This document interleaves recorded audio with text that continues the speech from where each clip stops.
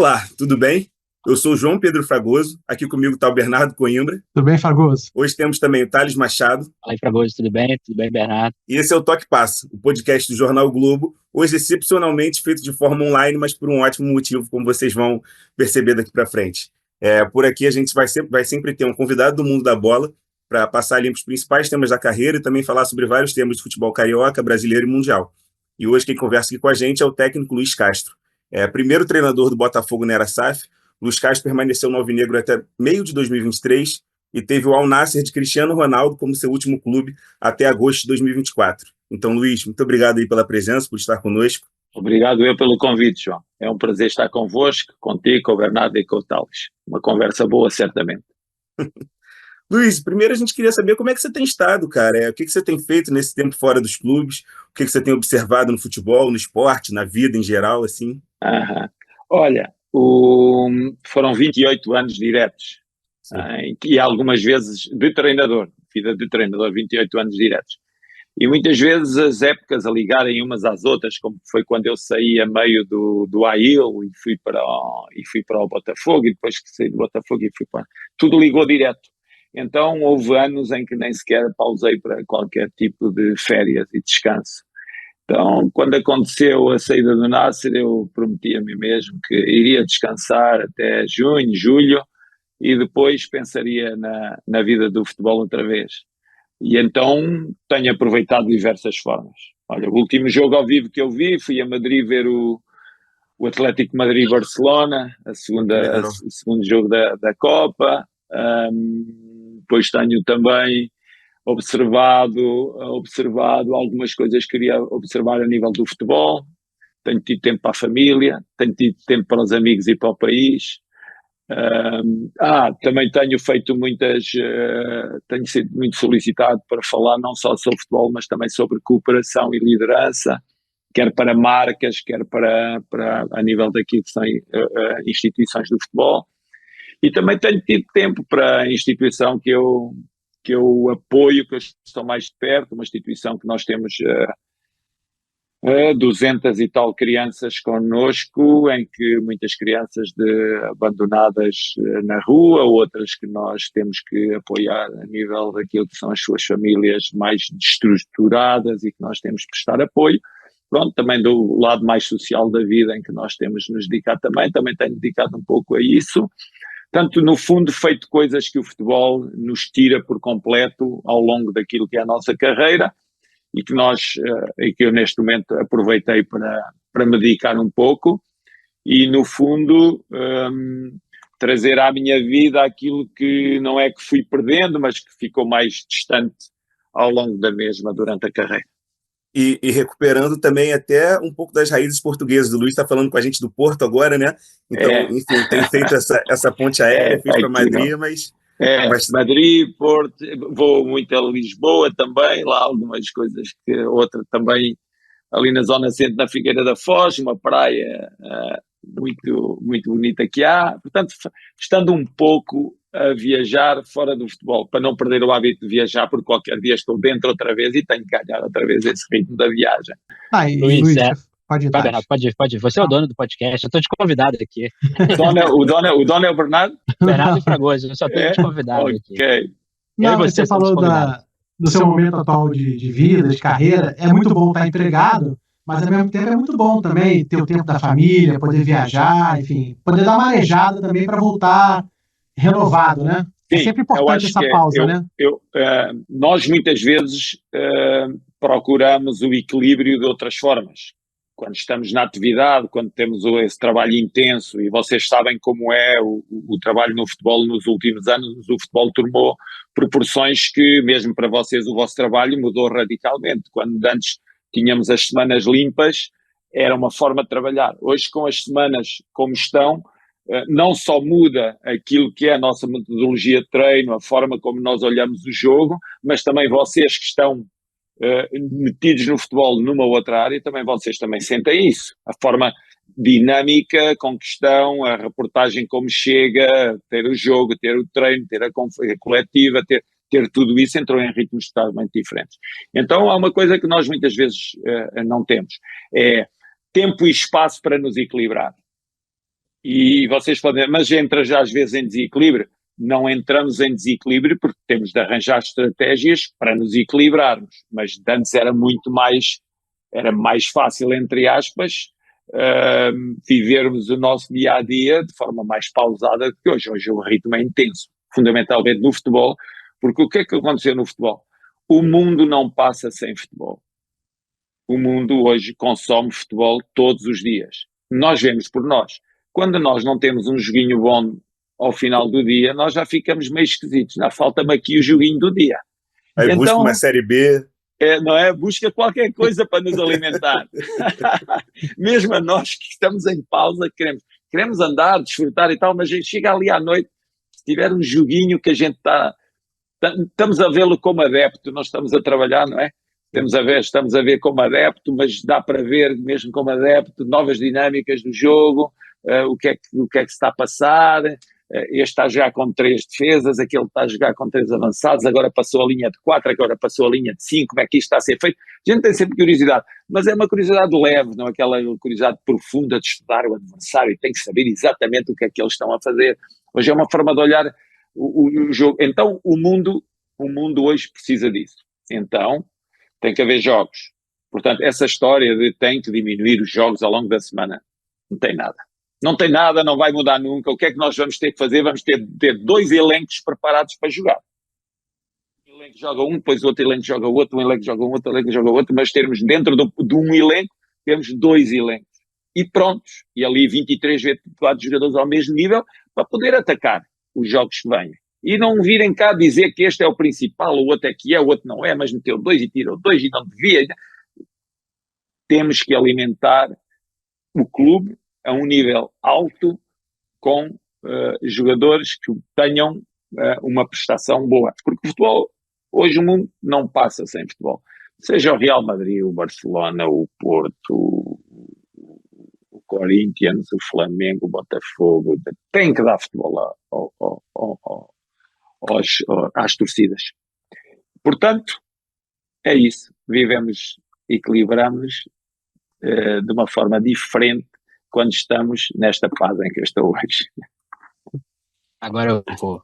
Luiz, prazer falar contigo. Mais uma participação do Luiz aqui no Jornal Globo. Sempre lembrando que o Luiz foi nosso colunista, né? Durante a Copa de 2022. É verdade, com muito prazer. Com muito prazer. Foi muito bacana, um trabalho muito bacana que a gente fez junto. Não sei se nesse tempo aí que você tá conseguindo ler um pouquinho da imprensa brasileira, mas a imprensa brasileira tem uma coisa que sempre dá, assim. Quando cai o treinador de um time grande aqui, aparece o seu nome, sempre. E assim, tentando aqui lembrar de memória aqui, vamos... Em São Paulo, já vi nos Santos, mais de uma vez até, no São Paulo, no Corinthians, no Atlético Mineiro, no Cruzeiro, indo para Minas Gerais. Aqui no Rio de Janeiro falou-se Flamengo, falou-se em Fluminense, sempre que é um bingo, assim. Caiu um treinador, um dos nomes cogitados acaba sendo o seu. Primeiro, como é que você recebe isso, de pelo menos cogitarem o seu nome, né?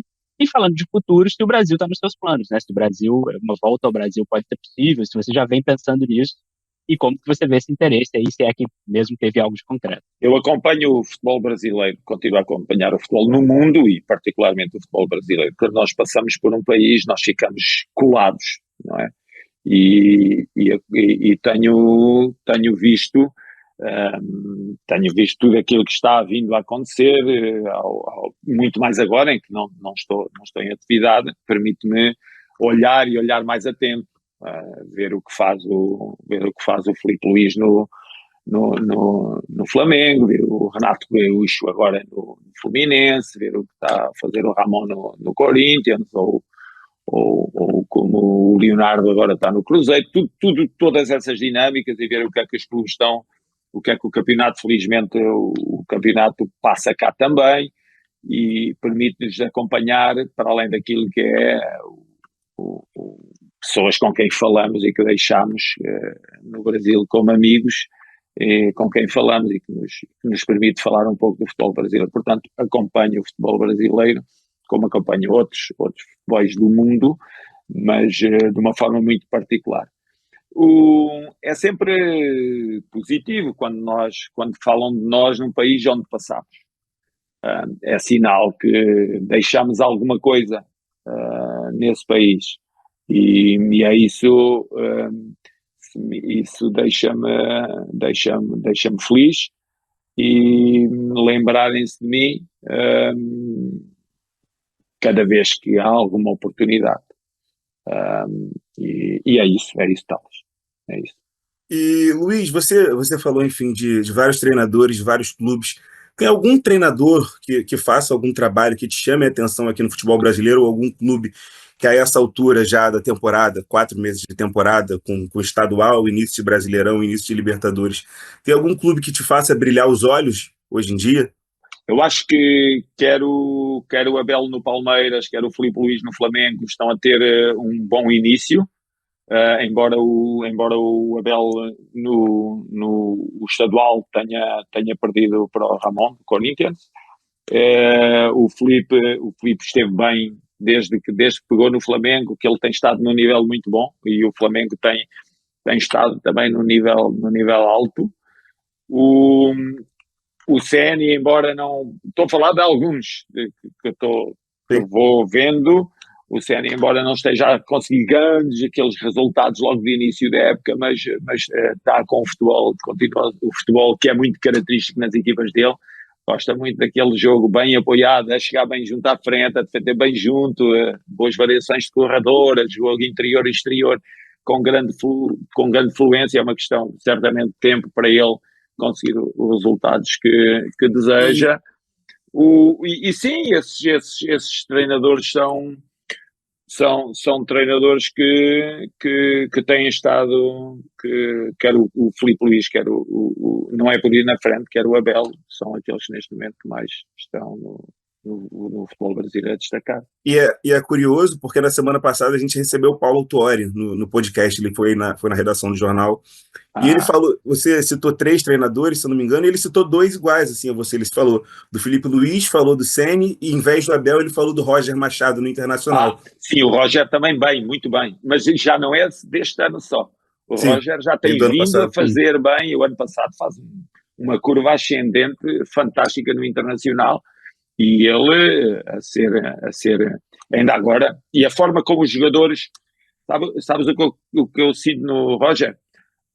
A forma confortável como os jogadores andam em campo, o conforto que eles têm, as coisas são muito naturais neles. Vês um Alan Patrick, foi meu jogador no Shakhtar. Aliás, eu adoro esse velho. Impressionante, né? Esse velho, entre aspas. Esse gajo é incrível. Ele tem olhos nos pés, ele vê de costas, ele tem uma percepção de jogo, uma sabedoria, mas confortável a andar, a voltar a ser o Alan, não é? E o Roger tem muita mão dele. Interessante você dizer isso. E em termos de futebol em geral, assim, de novo voltando para o Autuori, ele falou que hoje em dia ele gosta muito de fazer a função de um diretor, assim, um diretor técnico que dialoga entre diversas áreas, assim, futebol profissional, futebol de base. Em relação a você, o que te faz brilhar os olhos no futebol hoje, que você para e pensa, não, esse aqui é um trabalho que eu gosto, esse aqui é um trabalho que eu gostaria de fazer? Não me empurre já para fora, João. Não me empurre já para fora, João. Não. Ainda tem muito a fazer como treinador, com certeza. O Cristiano fez-me a mesma pergunta, diz ele assim, mister, um dia você não quer ser CEO? Eu, não, para já só quero saber de treino, não, para já não. Mas sim, um dia, sabes que eu gosto muito de organização. Aliás, uma das coisas que me dá prazer é organizar as equipas, organizar toda a estrutura do clube, criar departamentos, ligar a academia ao clube, à equipa A, ter a ligação ao diretor técnico da academia. Isso dá muito prazer, a forma como se comunica dentro do clube. E eu gosto disso porque eu acho que isso é decisivo. Acho que os clubes muitas vezes investem em jogadores e esquecem-se de investir primeiro na academia, na organização, e depois vamos a contratar bons jogadores para inserir numa organização e para sermos alimentados pela academia com energia nova de jogadores jovens para desenvolver junto com aqueles que nós contratamos e que já estão no clube. Eu acho que isso é que é o futebol. Mas só para isso, e que já tocaste nisso, aquilo que eu gostaria de fazer ou não gostaria de fazer no futuro, só para isso há uma coisa que é decisiva.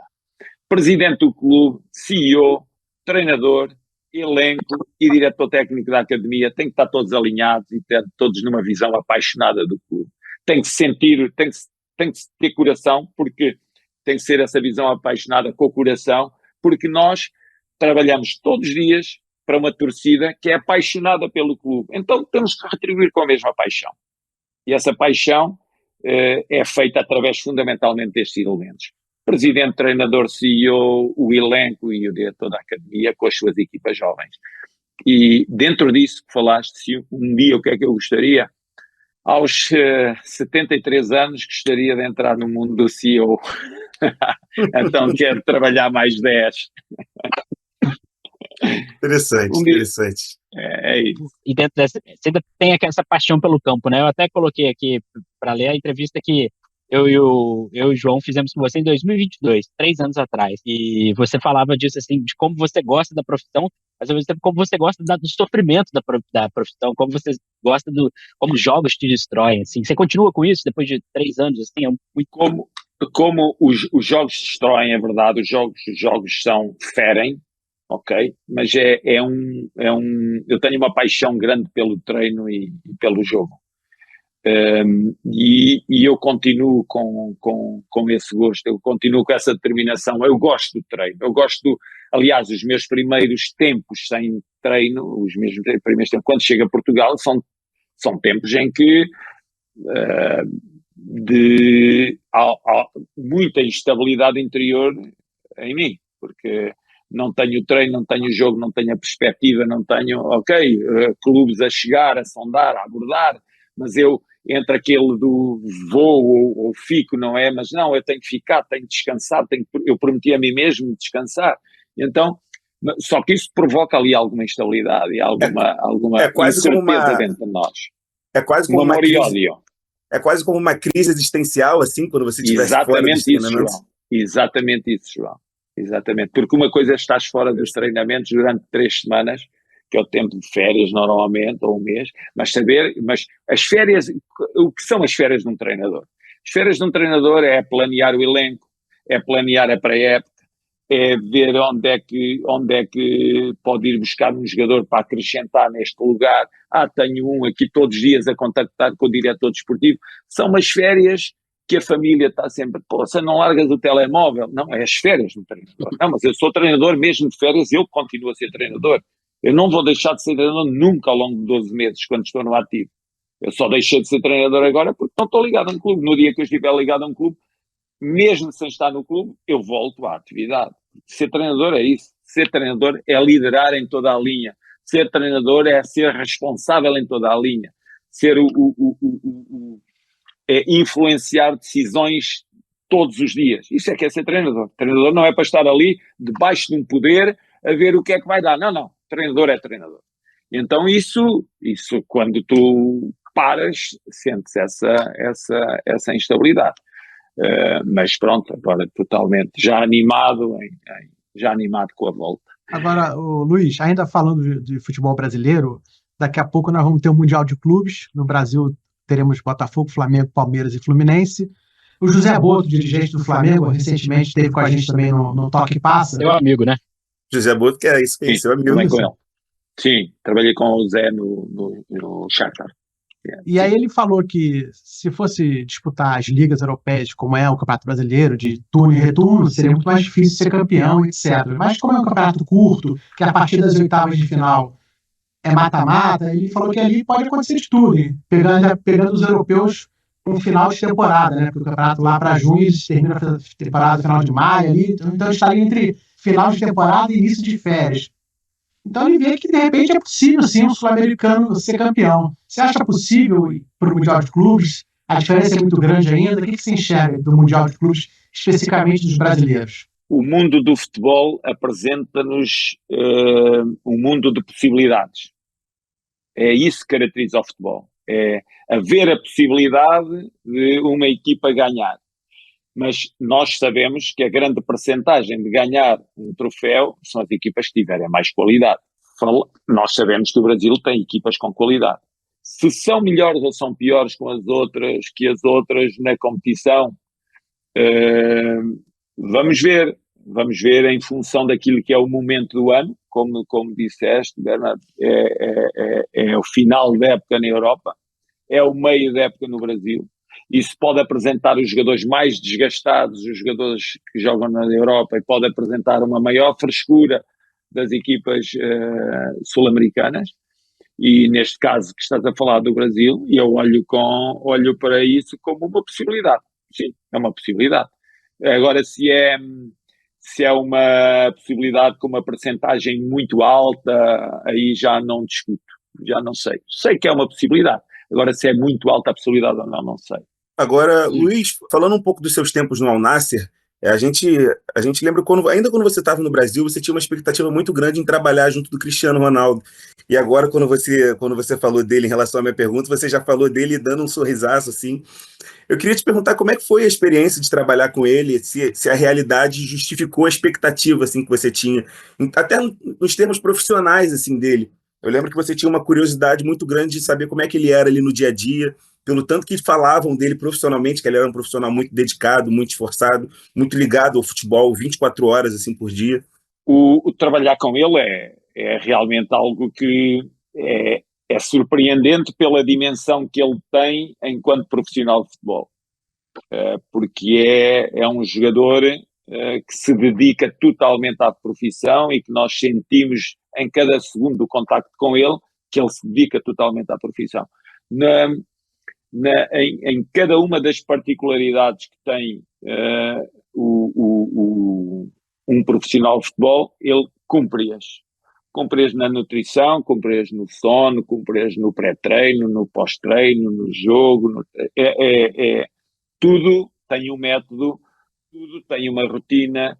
O dormir às 8 horas, o não comer açúcar, o não beber álcool, o fazer a prevenção de lesões, o fazer todo o tipo de análises para ver como é que está o corpo, o não ver o screen à noite, a partir das 9 da noite, pronto, tudo isso ele vai cumprindo enquanto profissional. E passa, claro, uma mensagem muito positiva e foi com agrado que eu trabalhei como a minha expectativa e a grande razão de ser de ir para o Nassr foi trabalhar com jogadores de grande nível mundial, sabendo que do outro lado, e outras equipas também os tinham, como o caso do Hilal, que tinha também uma constelação de grandes jogadores de nível mundial. Mas foi na expectativa do trabalho que iria fazer com o Sadio Mané, com o Brozovic, com o Otávio, o Alex Telles, o Talisca, não é? Neste caso com o Bento também, brasileiro, com o Simacan, com todos eles, Laporte, todos jogadores que de uma dimensão de seleção e tu sabes, João, quando nós temos estes desafios pela frente, obrigam-nos ainda a estar cada vez a um mais alto nível e obriga-nos a uma atenção permanente, como temos em todos os outros clubes, mas eles ainda são mais desafiadores pela qualidade de transporte. Não, rapidinho, só para completar, você estava falando desse nível de profissionalismo do Cristiano Ronaldo, e você citou o Al Hilal, que tinha um outro jogador que também é nível mundial, tanto de qualidade, questão técnica, enfim, que era o Neymar, que passou por tempos difíceis assim na Arábia Saudita. É possível traçar um paralelo entre a forma como o Cristiano Ronaldo e o Neymar veem o futebol e a profissão? Assim, é possível, talvez, comparar e seja uma justificativa para as dificuldades que o Neymar passou na Arábia? Eu acho que cada jogador transporta com ele muitas especificidades de cada um, uma identidade muito própria que nós não devemos. É como tu me perguntaste, é melhor o Neymar, o Messi, o Cristiano Ronaldo, este ou outro, o Maradona, o Pelé, o Beckenbauer, não é? Nós olhamos e se era o Garrincha, ou se era o Nilton, ou se era o Jairzinho, ou se era... Cada um tinha uma identidade. O que é que eu gostava? Gostava de os ter todos na mesma equipa e arranjar uma forma deles jogarem todos juntos. Isso era o que eu queria. E eu adorava ter uma equipa assim, porque eu adoro o talento, eu gosto do talento, eu gosto da manifestação do talento, eu quero lá saber quer lá saber se aquele pode jogar ou não ali, interessa ter talento para dizer e diz que ele se dedica à profissão. Portanto, comparar é estar a tentar comparar o incomparável. Cada um tem uma característica. O Neymar é um jogador fabuloso, o Neymar é uma estrela, o Neymar tem uma capacidade técnica que tu olhas tudo, aquilo é futebol, ele é futebol da cabeça aos pés e todo o corpo, quando o corpo mexe, o corpo parece que fala com a bola, né? Aquilo dão-se bem para caraca, quando há uns que se dão muito mal com a bola, há outros que se dão bem demais.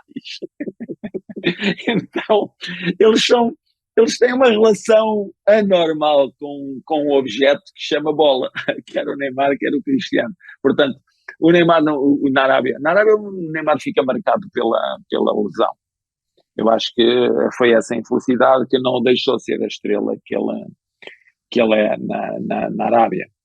O Cristiano, felizmente, a nível de lesões tem estado bem e tem estado a estrela dele, continua a brilhar e continua a ser aquela máquina de fazer golos, aquela máquina de influenciar os colegas, aquela liderança pela presença.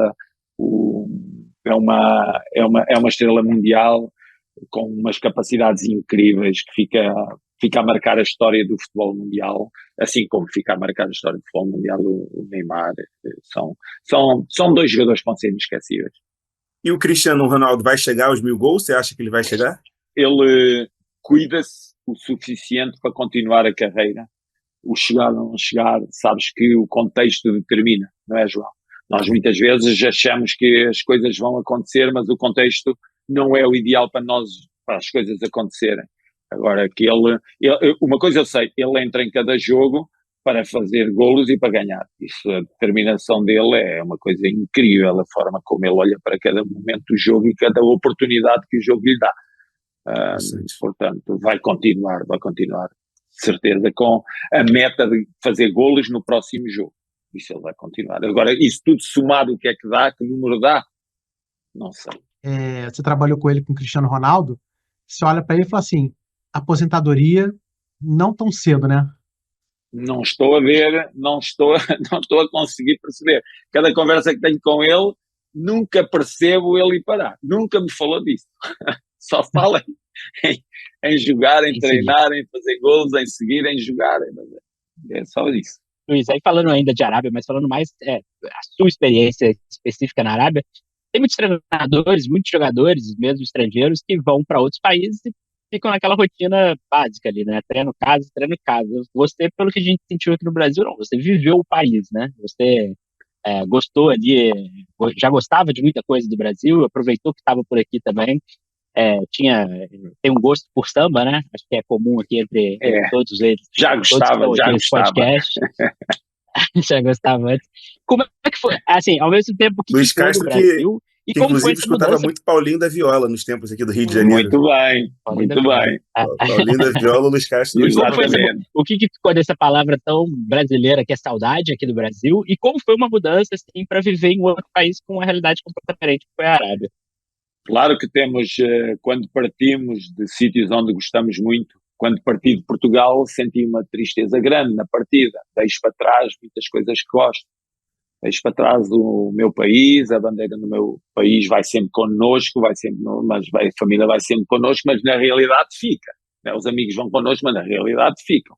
Quando parti do Brasil, sabias que eu tinha uma vida social boa no Brasil, uma vida já de inserção e de inclusão totalmente feita, totalmente adaptada e pronto, mas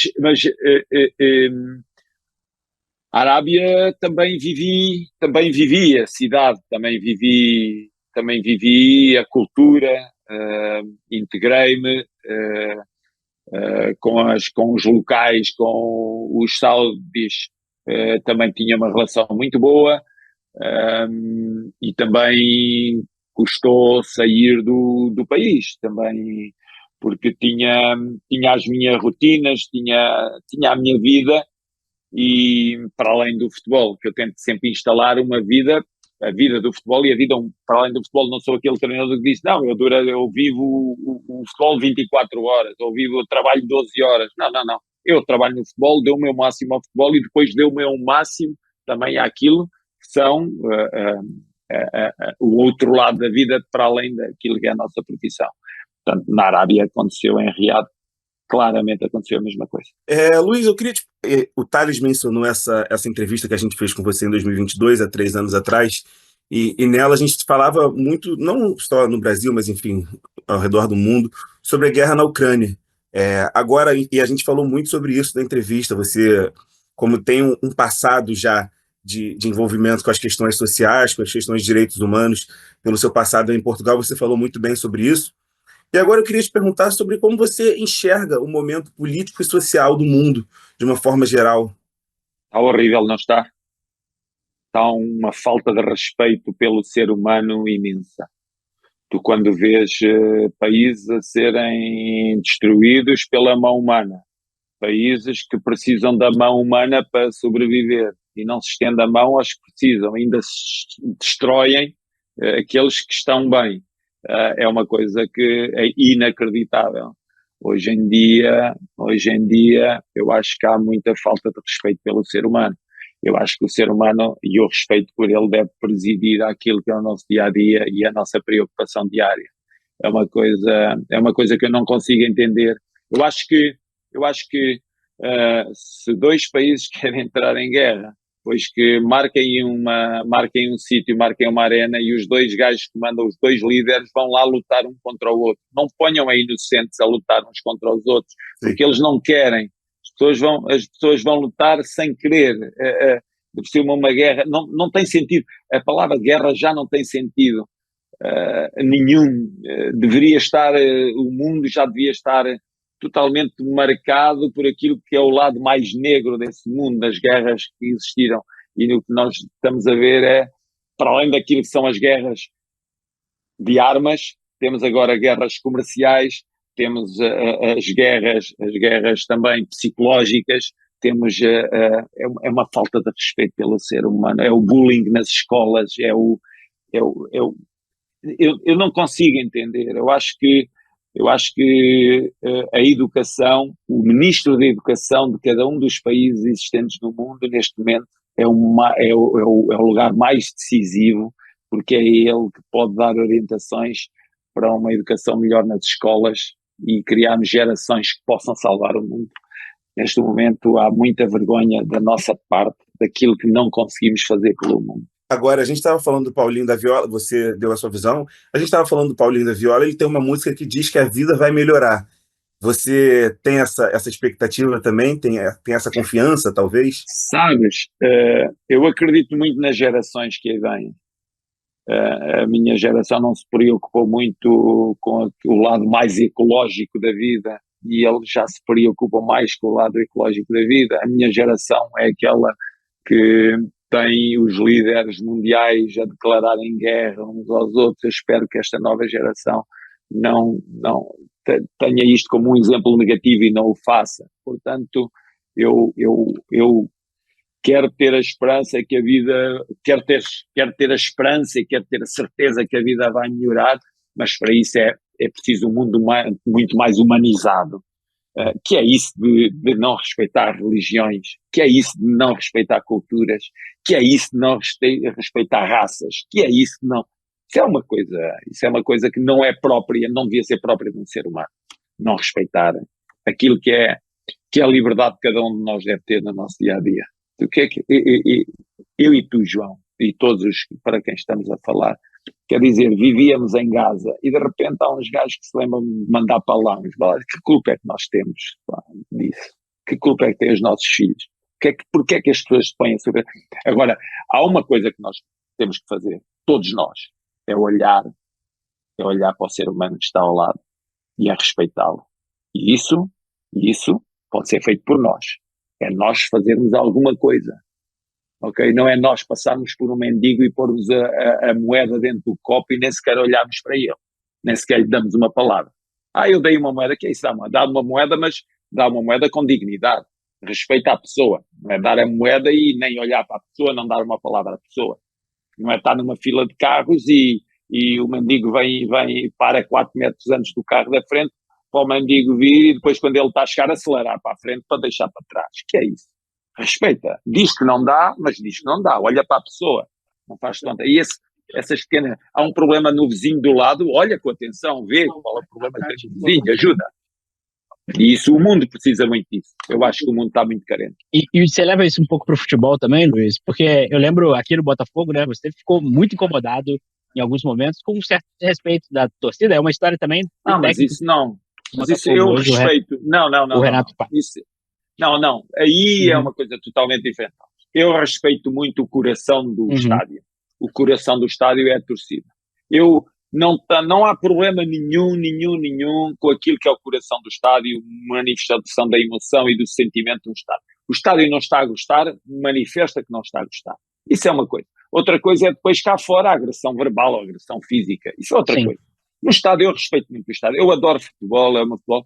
Uma coisa é ficar surpreendido por não estar habituado. Mas isso, rapidamente, fazemos uma reflexão e percebemos, através da nossa reflexão, não, isto afinal tem razão de ser, isto, ok, é aceitável. E para mim é aceitável, não tem problema nenhum. Em 2 rodadas aqui no Campeonato Brasileiro, por exemplo, a gente fez um levantamento aqui, de 2 rodadas de Brasileirão e de Libertadores, ou seja, cada time jogou 2 vezes em casa. Dos 14 principais times do Brasil, 10 ouviram vaias das suas torcidas. 10, né? Isso é o coração do estádio, Thales. As pessoas não gostam, manifestam-se não gostam. Agora não tem que haver ofensa depois cá fora, ou ofensa verbal ou ofensa física. Não, foi lá dentro do estádio. É de uma forma genuína. É assim. No dia que isso acabar, acabou o futebol. Fundamentalmente no Brasil, ou em Inglaterra, ou nos países de maior emoção. No dia que acabar isso, não existe mais futebol. Eu não estou a dizer, não estou a incentivar a vaia. Não é isso que eu estou a dizer. Ok, é melhor. Eu, enquanto treinador, prefiro o aplauso do que a vaia. Mas estou preparado para suportar quando ela de forma espontânea. Nós falhámos um jogo que estávamos a ganhar e depois permitimos a virada o que é que a torcida no estádio vai fazer? Vai aplaudir? Vai, muito bem. Não, vai manifestar, está triste. Está desgostosa connosco, manifesta esse desgosto. Assim como que, porque quem gosta do aplauso tem que saber aceitar a valha. Portanto, totalmente resolvido, foi uma questão de eu refletir e depois da reflexão feita. Nós não podemos deixar que as coisas passem ao nosso lado de forma despercebida ou não querer olhar. Temos que olhar de frente. Olhamos de frente para tudo. Olhamos de frente para a vaia, refletimos sobre a vaia e refletimos porque é que ela existe. Existe porque o coração do estádio sente, que é a torcida. E Luiz, aqui agora uma questão, voltando para esses tempos de Al Nassr, aqui no Brasil, você falava muito sobre o fato de nunca ter sido demitido ou saído de um clube no meio. Assim, como é que você vivenciou isso? Assim? Já está. Já estou vacinado. Agora venham eles. Como é que foi para você, uma pessoa que vive futebol de uma forma tão intensa assim? Como é que você passou por esse momento inédito, né, aos 63 anos? Assim? Sim, mas é olhar como... Eu sabia que era normal. Quase todos, se não todos, já tinham passado por isso que eu passei. Agora... Temos que fazer uma reflexão, refletir sobre o que aconteceu e percebi tudo e percebi que a equipa estava a dar espaço a que outro treinador viesse conquistar troféus. Nós na época anterior tínhamos falhado a Kings Cup, a Copa, um penalti, fomos ao desempate por penaltis com o Jesus contra o Hilal. Fazemos o penalti, levantamos a Copa, falhámos o penalti, no penalti seguinte eles marcaram e levantaram eles. Quer dizer, tivemos à distância de fazer num penalti. Ok, e tínhamos conquistado um troféu de entrada, portanto tínhamos ali gerado alguma expectativa boa para o ano seguinte. O ano seguinte começa com uma Supercopa e nós, ao intervalo, a ganhar 1-0 e depois perdemos por 4 na segunda parte. A equipa não esteve bem. Bom, e fica marcado aí, instalou-se alguma instabilidade. E tu sabes, João, quando se instala instabilidade, vêm à cabeça outras soluções e vieram à cabeça outras soluções e para mim as coisas estão muito bem resolvidas.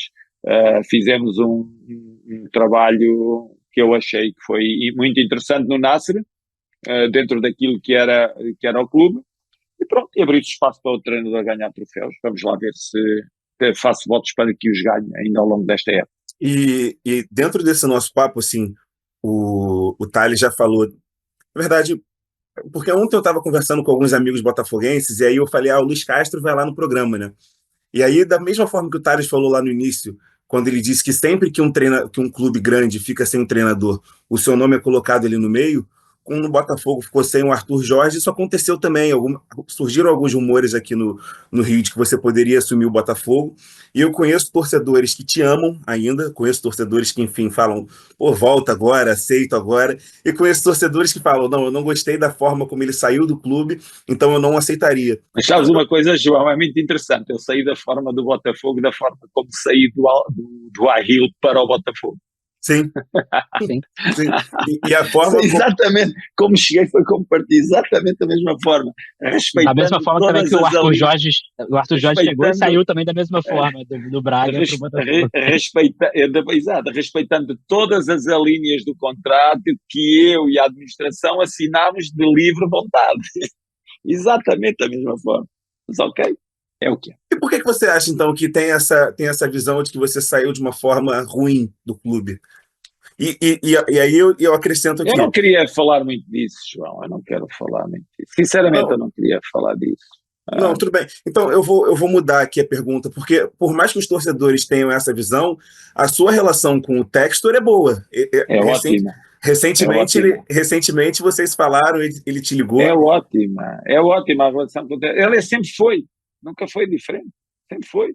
Mesmo no acordo de saída, tudo bem. Assim como houve o acordo para chegar, assim como assinámos sempre as coisas de livre vontade, sempre acordámos sempre tudo.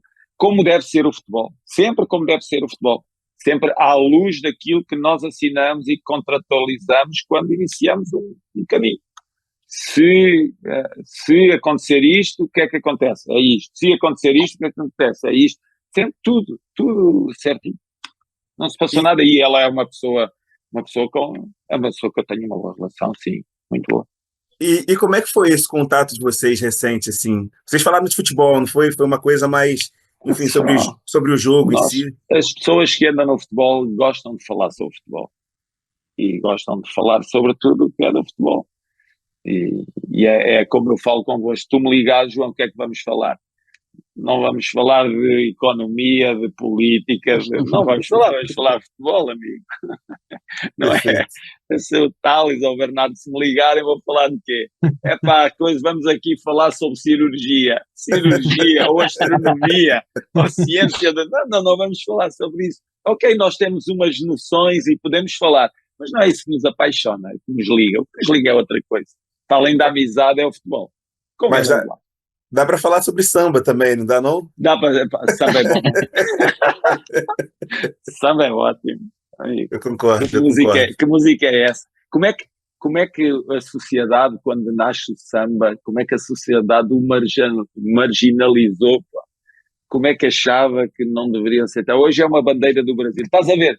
Uma bandeira do Brasil que foi desprezada no seu nascimento e que foi marginalizada no seu nascimento.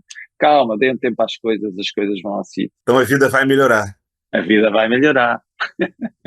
Esse vai ser o título da matéria, então, abre aspas. A vida vai melhorar, diz Luiz Castro. Se Deus quiser. Não, perfeito. Você conseguiu acompanhar o Botafogo ano passado, um ano espetacular do título brasileiro, o título da Libertadores. Você sente que tem um pedaço de Luiz Castro nisso tudo aí, porque veio do ano passado com alguns jogadores que foram importantes no ano seguinte. Você acha que tem um percentual ali, nem que seja pequeno, mas ali tem um pouquinho de Luiz Castro ali? Não tem nada. Não tem nada do Luiz, tem muito de Arthur Jorge, muitíssimo. Tem muito de John Textor, da administração, tem muito da torcida, que foi incansável no apoio, tem muito dos jogadores, tem muito de toda essa gente que trabalhou nessa época para o Botafogo atingir aquilo que atingiu. Tem muito daquilo que era o plano de John Textor. ao terceiro ou quarto ano, conseguir lutar pelo título e pela Libertadores. Portanto, isso foi cumprido por ele, tem muito deles. Tem muito dos grandes profissionais que o Botafogo teve a época passada. De mim não tem nada. Luiz, e a gente está num momento aqui, se você deve estar acompanhando também, de crise da seleção brasileira, né? Você que, inclusive, foi muito elogiado como comentarista no Sport TV, né, durante a Copa de 2022, de ter conseguido, inclusive, explicar antes do jogo do Brasil e da Croácia o que queria acontecer no jogo, que acabou acontecendo mesmo. Mas de lá para cá, na verdade, a situação da seleção brasileira é bem pior do que aquele gol contra a Croácia, que acabou, enfim, levando para os pênaltis e a eliminação do Brasil.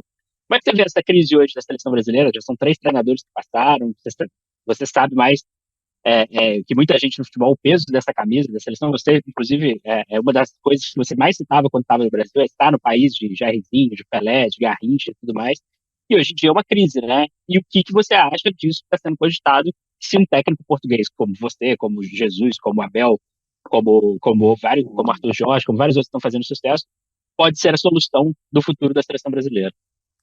Eu acho que o futuro da seleção brasileira não reside só na escolha do técnico. Acho que o futuro da seleção brasileira reside muito naquilo que é o envolvimento de todos e uma paz existente dentro dela própria para conseguir o sucesso. Não há milagres. Não podemos depositar a nossa esperança numa única unidade de um conjunto ou de um staff que tem todo ele caminhar ao longo do caminho na mesma estrada, sem qualquer tipo de desvio. Estar a pensar que vai chegar um treinador que vai ser o milagreiro para virar tudo. Não. Tem que ser uma organização, uma sintonia de esforços, um país à volta da seleção como é o Brasil e como o Brasil gosta de ser, e sentir toda essa energia positiva à volta da seleção. O que sente hoje é aquela desconfiança, aquela às vezes uma desintonia. Eu acho que a seleção está a precisar de líderes que aglutinem, líderes que consigam, e a principal função do líder é unir e projetar a seleção do Brasil para os patamares que merece, porque já há muitos anos que se fala da história da seleção, não se fala do presente da seleção. O sucesso está muito já ligado à história, o sucesso não está tão ligado ao presente, aos tempos de hoje, e eu acho que é necessário ter esse impulso, é necessário uma união de todos para que isso possa acontecer. Eu acho que vai acabar por acontecer. O Brasil continua a ser um grande construtor de grandes futebolistas para o mundo, tem que ser também para a própria seleção.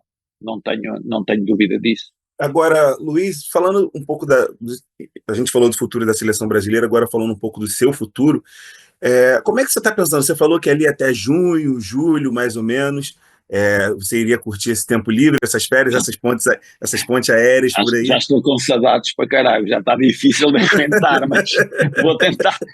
A família diz: Luiz, olha o que tu prometeste. Eu assim, está bem, mas sabes que eu também convosco não tenho nada assinado, porque os clubes têm assinado e está lá as linhas todas. Convosco não assinei, eu a qualquer momento posso ir embora.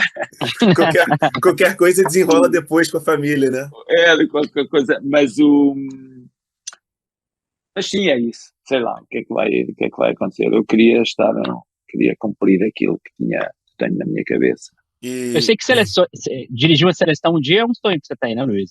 Seja uma seleção. Sim, uma seleção. Eu gosto da unanimidade, gosto de ver as pessoas todas à volta de um. Assim como gosto de ver as pessoas todas à volta de um país e a empurrar, como nós falámos há bocado, ter uma cultura de respeito pelo ser humano, uma cultura boa, uma energia boa, em que toda a gente se respeita, uns ajudam os outros para irmos para o bom caminho. A seleção tem isso, aquilo que eu imagino uma seleção como eu imagino o mundo, sabes? Como eu gostaria de ver o mundo, só que a seleção é mais fácil de montar do que o mundo, entendes? Esse respeito, essa união, eu acho que numa seleção consegue-se isso. Então por isso é que eu gostaria de um dia treinar uma seleção. É porque eu acho que é possível unir e colocar lá os melhores, lutar pelas coisas com qualidade, com respeito, com compromisso, com com coragem, com solidariedade, todos esses princípios que devem nortear aqueles que querem alcançar o sucesso. E por isso é que eu gosto da seleção. Se o telefone tocar agora e aparecer lá na imagem do celular, CBF, a mala está pronta já para vir para o Brasil? A CBF, à semelhança de muitos treinadores do mundo, a CBF é muito prestigiante trabalhar numa seleção brasileira. É uma questão de prestígio. Nem é do ganhar isto ou ganhar aquilo, é prestígio. Porque há coisas que se separam, descolam de todas as outras coisas, sabes? E a CBF claramente dispara. Agora, não vão dizer Luís Castro está aqui a fazer isso à CBF, não, nada disso, ok? Eu sei que o futebol é muito de conjecturas e de dizer das fakes e tal, não é nada disso que eu estou a dizer. Estou a dizer que é prestigiante, como é prestigiante treinar uma seleção portuguesa, ou francesa, ou espanhola, ou inglesa, ou, não é? Ou argentina, ou uruguai, é prestigiante. E ninguém pode dizer que o não é. Portanto, é algo que qualquer treinador tem que estar preparado e olha sempre com olhos de ver. E em termos de clubes, Luís, o que você tem pensado assim de projetos que você aceitaria? A gente sabe que aqui no futebol brasileiro a gente tem clubes muito, muito diversos, assim, com diversos tipos de estrutura, diversos níveis econômicos, tipos diferentes de projetos, até dentro de SAFs, uma SAF pensa de uma forma, outra SAF pensa de outra forma, às vezes um clube associativo pensa de uma forma e o outro de outra maneira, completamente diferente. O que você pensa, assim, tanto no futebol europeu, até da Arábia, quanto no futebol brasileiro, assim? É assim, eu já tive abordagens de África, Europa, América, Ásia, portanto já há vários continentes, equipas de vários continentes, fui abordado para voltar. Aquilo que eu digo é sempre o mesmo.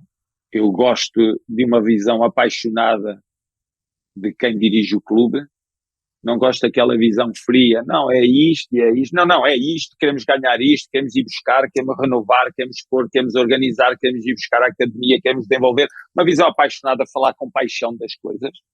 Gosto de dar grande importância à academia, porque eu sei que o jogador jovem que vem da academia traz uma energia muito boa, uma energia muito positiva aos grupos de trabalho, e nós com tantos jogos vamos sempre buscar jogadores da academia, portanto, quer para o treino, quer muitas vezes para o jogo, portanto tem de haver uma boa academia, uma academia muito competente. Gosto de ver em sintonia o presidente, o CEO, o diretor desportivo, o treinador, gosto de ver todo esse alinhamento e gosto de uma organização boa. Portanto, esses são coisas que eu não abdico e gosto. E vou dizer aquilo que eu sinto mesmo que me dá prazer enquanto treinador, e gosto de ser dominador do clube, gosto de construir, gosto de indicar, gosto de participar, gosto de ser ouvido, não gosto de ser mais um, para ser mais um não quero, não é, ao contrário do que muita gente pensa, não é, o que me leva é tudo isto que eu acabei de dizer. O dinheiro é algo que está associado ao nosso trabalho, mas só para dar-te um exemplo, eu saí do Ail onde ganhava muito mais dinheiro do que fui ganhar para o Botafogo, e troquei o do Ail pelo Botafogo, a baixar o meu salário. Portanto, são os desafios, entendes? O Texas soube-me vender aquele desafio, e pronto, é isso. Ele é um cara que lida bem com as palavras, né? É muito intenso nas palavras, é isso. Você reeditaria essa parceria com ele no Botafogo, talvez no Lyon? Eu não sei o que é que vai acontecer na vida. Neste momento o Botafogo está com o Renato Paiva e muito bem, e é como dizes, há uma parte que ama, a outra que odeia, e nunca eu serei divisor dentro de um clube, serei sempre alguém que une, não é alguém que separa. Portanto, eu não posso ser o polo instabilizador. Acho que estas palavras ficou dada a resposta. Perfeito. Thales, Bernardo? Bom, Luís, te agradecer mais uma participação aqui com a gente no Jornal Globo, sempre bom te escutar, sempre bom te ouvir. Já que você foi nosso colunista, queria fazer uma pergunta, pode ser um pouquinho difícil, Se você fosse escrever alguma coisa sobre futebol hoje, qual que seria o tema principal, assim, para fechar esse nosso papo aqui? A qualidade não tem idade. Cristiano Ronaldo já diz isso, já mostra isso, né? E o Yamal no Barcelona também. Os dois lá. Sim, também. É verdade. Verdade. É No verdade. Palmeiras também. O Estevão. Verdade. Sim, Estevão no Palmeiras Estevão. também. Portanto, Era. qualidade não tem idade. Há espaço Beleza. para todos. Show de bola. Luiz, Muito bom, Luiz. Muito bom mesmo. Agradeço aqui sua Obrigado, participação. Renato. Foi show de bola. Para mim foi um prazer estar convosco. Para mim foi um prazer voltar ao Brasil, mesmo que seja através de vocês. e a gente te espera aqui no Brasil, aqui no Rio, seja para trabalhar em algum clube ou só para visitar a redação. Como o Thales falou, você foi colunista em 2022, ano que vem tem Copa de novo, então quem sabe, né? Quem sabe? Essa parceria rola de novo. Luiz, obrigado pela participação, tá? Esse foi mais um Toque Passa e semana que vem tem mais. Valeu.